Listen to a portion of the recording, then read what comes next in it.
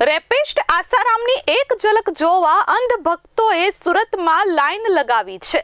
હાલમાં ગુજરાત હાઈકોર્ટે રેપિસ્ટ આસારામને સ્વાસ્થ્યના કારણોસર શરતી જામીન આપ્યા છે અને 13 વર્ષ બાદ તેઓ જહાંગીરપુરા આશ્રમમાં પહોંચતા ભક્તોએ રીતસરની પડાપડી કરી હતી।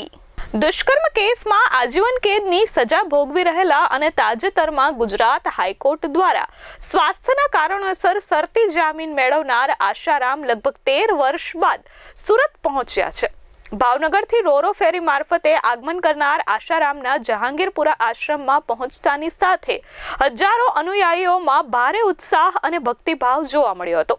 ઢોલ નગારા સાથે સ્વાગત માટે અંધભક્તો આશ્રમના ગેટ પર જ હાથમાં દીવડા લઈને ઊભા રહી ગયા હતા। આસારામ આગામી 3 દિવસ સુરત આશ્રમમાં રોકાશે અને આયુર્વેદિક સારવાર લેશે તેમજ સાધકો સાથે મુલાકાત કરશે, પરંતુ રેપિસ્ટ આસારામની એક ઝલક જોવા અંધભક્તોની લાઈન જોઈ લોકો પણ આશ્ચર્યમાં મુકાઈ ગયા હતા।